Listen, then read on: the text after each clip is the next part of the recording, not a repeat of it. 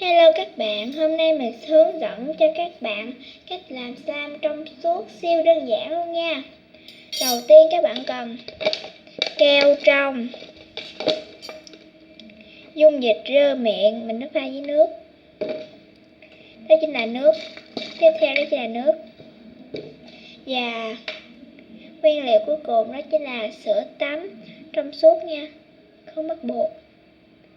Để vô cho nó thơm. Khay đựng và độ khuấy. Nào chúng ta bắt đầu làm thôi.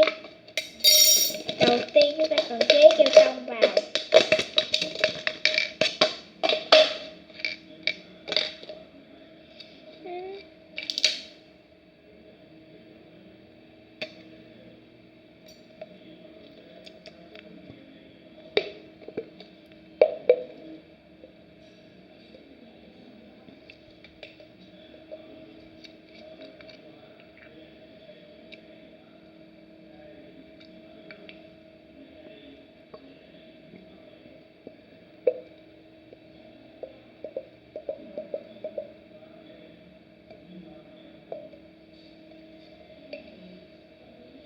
Tiếp theo chế nước bằng lượng keo.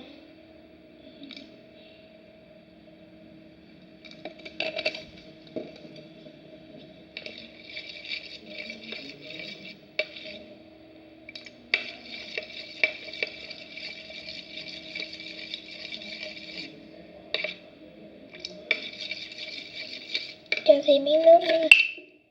Ô mai. Sự cố.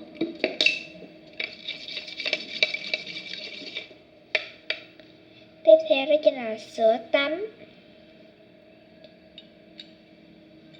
Rồi cho một muỗng vào. Thêm muỗng đi.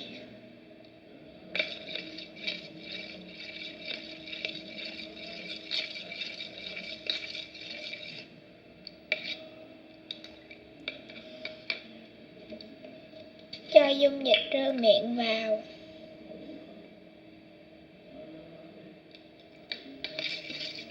Khuấy đều.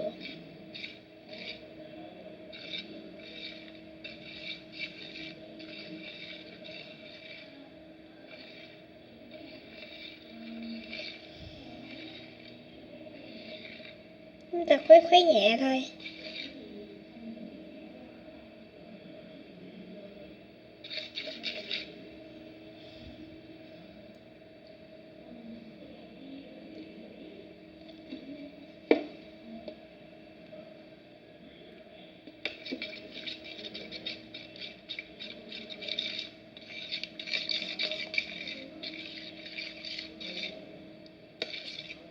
Chế dung dịch rơ miệng cho thế nào slime đặt lại.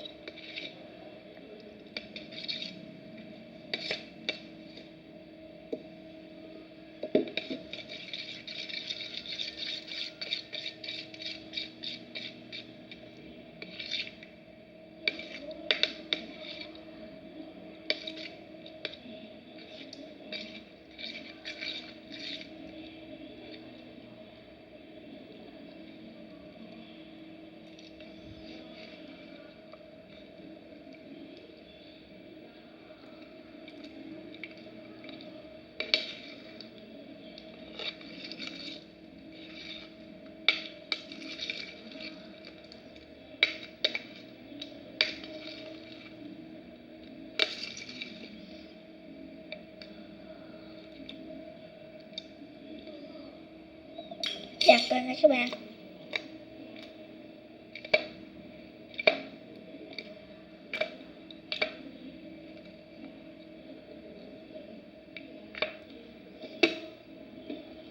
Sau đó chúng ta bỏ vào một cái hũ.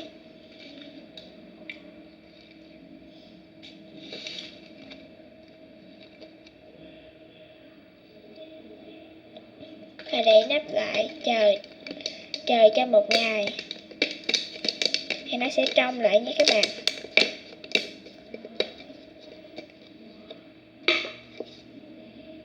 Video của mình tới đây đã kết thúc rồi. Tạm biệt các bạn.